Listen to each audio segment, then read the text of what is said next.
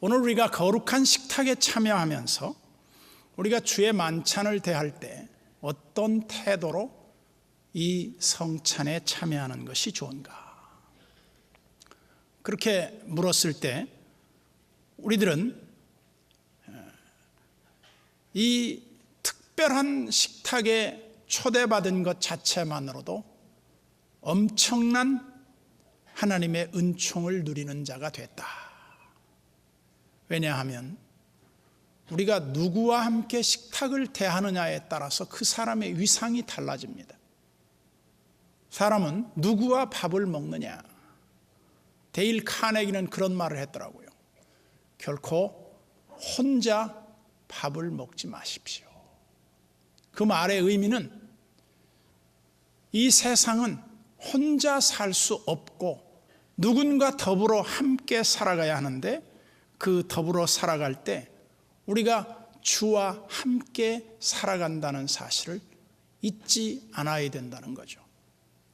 그래서 우리가 식탁에 함께 앉는 것은 굉장히 큰 의미를 내포하게 되는데, 우리가 얼마 전에, 몇 년 전에 워런 버핏이 자기와 점심을 함께 나눌 사람을 경매에 붙였습니다.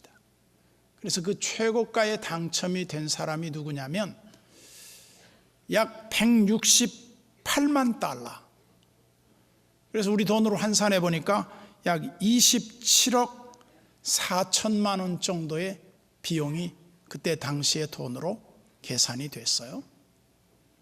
그런데 이 당첨된 사람은 누군가 하면 중국인이었는데, 이 사람은 슈퍼마켓 체인 회사인 우마트 사장 자오 단양이라고 하는 사람이었습니다. 이분이 그 27억 4천만 원을 주고 3시간 동안 점심을 나누게 되는데, 뉴욕 맨하탄의 스테이크 전문점 스미스 앤 월런스키라고 하는 식당에 가서 소위 스테이크 한쪽을 먹는데 3시간이 걸린 거죠. 그런데 그럴 필요가 있느냐, 그럴 의미가 있느냐, 그렇게 묻는 사람들에게 그 자오 단양이 이렇게 말했습니다.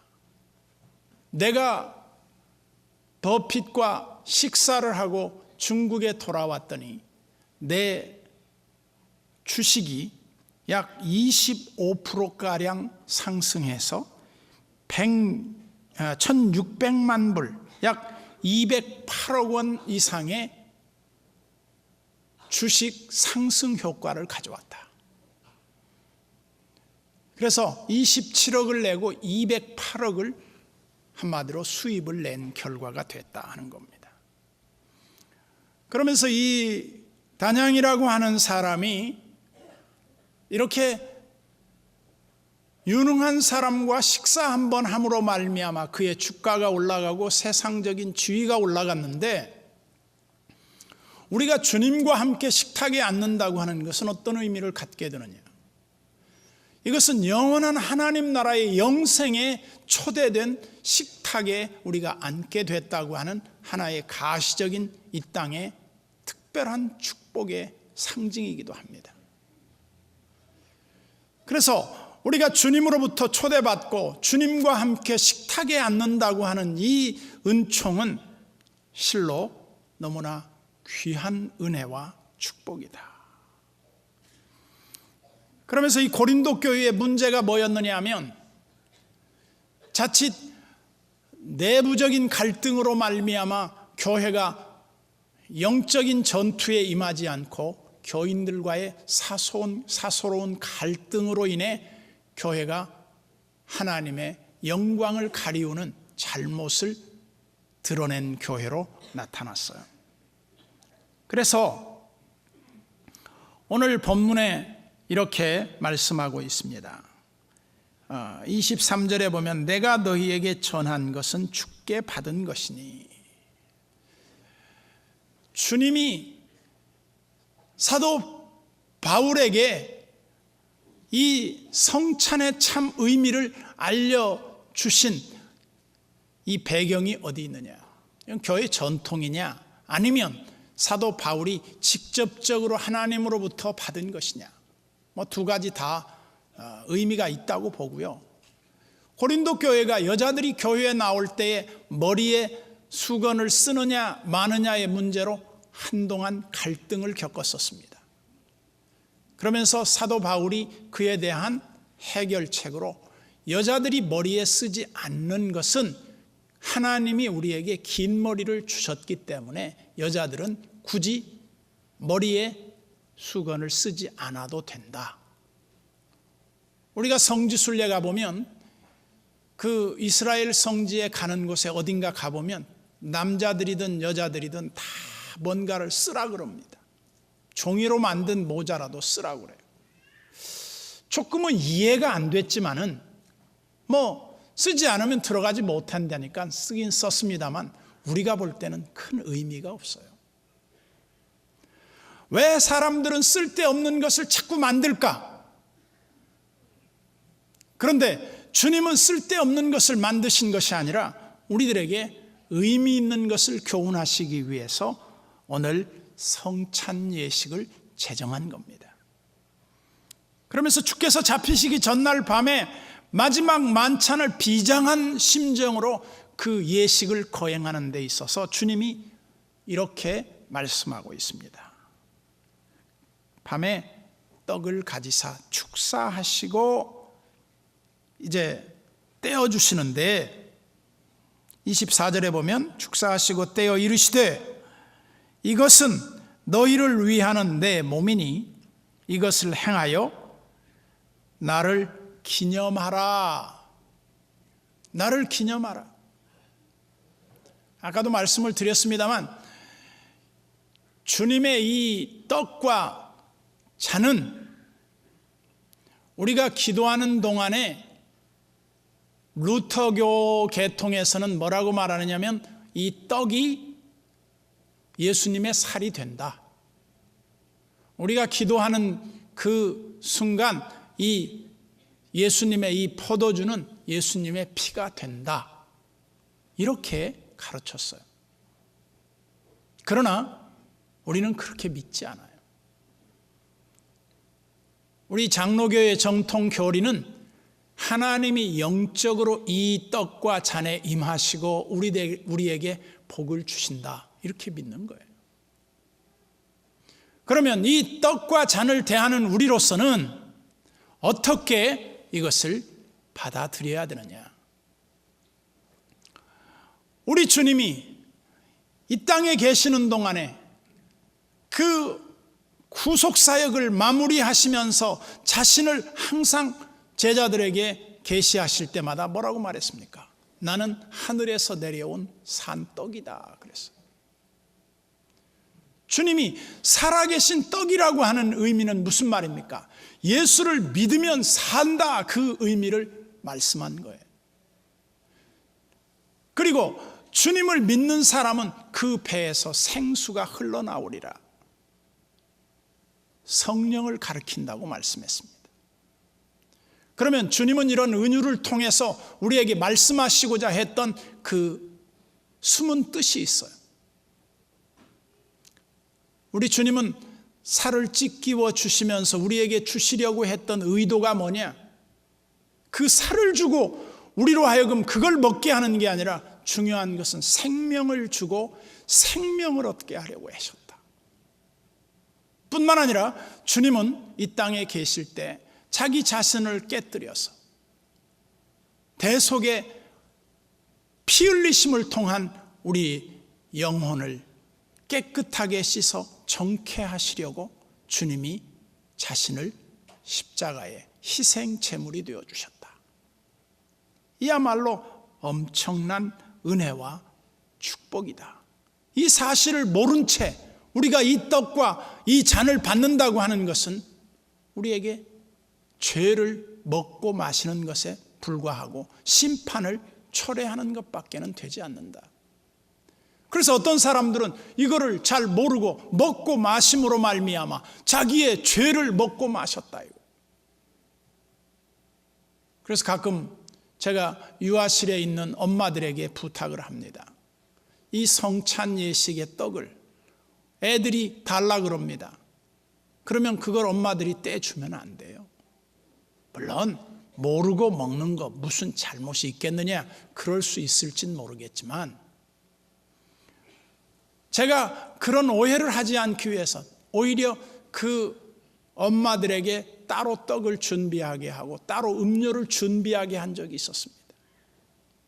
그리고 예수 안 믿는 혹은 세례를 받지 않은 분들이 이 성찬 예식에 참여했다가, 야, 교회 참 인심사납더라, 지네들끼리만 먹고 우리는 주지도 않더라, 그런 오해를 하는 사람들이 있어요. 왜냐하면 이 예식은 그냥 어떤 떡을 먹고 마시는 게 아니에요. 주님의 은혜를 입고 우리가 그 은혜에 들어감에 대한 하나의 거룩한 예식을 통해서 주님을 기다리는 거예요. 마지막 천국에 배설된 그 은혜의 식탁에 앉을 날을 우리가 바라보는 겁니다. 그러면서 여러분들이 레오나르도 다빈치가 그렸던 그 최후의 만찬이라는 그림 잘 아실 거예요. 누가 주님을 팔 사람입니까? 그렇게 지금 물어보는 장면을 여기에 지금 그린 거예요. 제자들은 다 같이 제가 주님을 팔 사람입니까? 심각하게 지금 고민하고 있는 거예요. 그런데 주님은 나와 함께 내 그릇에 손을 넣는 자가 나를 팔 자다. 사람들은 다 자기가 어떤 일을 할지를 몰랐기 때문에 굉장히 조심스러운 마음으로 주님 곁에 앉아 있습니다. 주님은 알고 계셨겠죠. 그래서 우리가 이 그림을 통해서도 우리의 묘사를 한번 생각해 보게 돼요. 주님이 준비하셨던 그 만찬에 참여할 때, 물론 이런 그림과 배경은 하나의 그림이에요. 중국분은 이걸 또 그림을 그려서 2억 6,800만 원이라고 하는 이 패러디 작품을 만들어서 최고가의 가격을 받았더군요. 근데 거기 보니까 거기에는 다른 사람들은 다 공산당 빨간 넥타이를 메고 있는데 유달리 가룟 유다는 노란 넥타이를 메고 있더군요. 그것은 자본주의의 물을 먹은 가룟 유다다, 그렇게 묘사를 했더라고요. 어쨌든 우리가 이 성찬 예식에 참여한 사람들은 크게 이 레오나르도 다빈치가 의도했던 제자들의 여러 유형과 우리가 크게 다르지 않을 거라고 봅니다. 우리는 어떤 모양으로 주님의 이 성찬을 대할 것인가? 어떤 사람은 주님의 거룩한 그 희생을 죄송스럽게 여기면서 그 식탁에 앉는 사람이 있었을 것이고, 어떤 사람은 주님의 그 식탁에 의미도 모른 채 앉아 있는 사람들도 있었을 거라고 봅니다. 그러면서 주님은 떡과 잔을 가지시고 축사하시면서 몸과 언약의 피를 일깨워주고 있습니다. 다시 말해서 우리로 하여금 생명과 속죄의 은혜를 깨달아 알게 해주셨다는 겁니다. 그러면서 25절에 보세요. 26절에 너희가 이 떡을 먹으며 이 잔을 마실 때마다 주의 죽으심을 그가 오실 때까지 전하는 것이니라. 주님이 오실 때까지 이 성찬은 계속돼야 한다. 초기 기독교는 성찬이 매번 모일 때마다 이루어졌습니다. 그런데 고린도 교회의 또 하나의 문제가 뭐였습니까? 부자들은 이 식탁 교제를 통한 성만찬과 아울러 애찬식을 나누었는데, 부자들은 자기네들끼리 좋은 음식을 싸가지고 와서 미리 와서 다 먹고 배불리고 취했고, 가난한 사람들은 가져올 것이 없어서 굶고, 그래서 교회 안에 갈등이 야기되게 됐다는 겁니다. 어떻게 이것이 그리스도의 한 몸 되고 한 피 받아 한 몸 된 형제 자매의 모습이겠는가? 그래서 우리 그리스도인들은 아주 예의 바르고 다른 사람들한테 배려심이 있고 자기만을 위해서 사는 사람이 아니라 그리스도와 이웃을 섬기는 자로 사는 것이 주님 오실 때까지 계속돼야 한다. 그것을 주님은 교훈하고 있어요. 그런데 우리가 자칫 구원받은 하나님의 자녀들이라고 하면서도 우리는 어떤 이기심에 빠져 있느냐 하면, 다른 사람하고 무슨 상관이 있어? 난 나일 뿐이야. 난 내가 내 인생을 책임지고 난 나 혼자 잘 먹고 잘 살면 되는 거야. 이런 의식에 사로잡혀 있으면 안 된다는 거죠.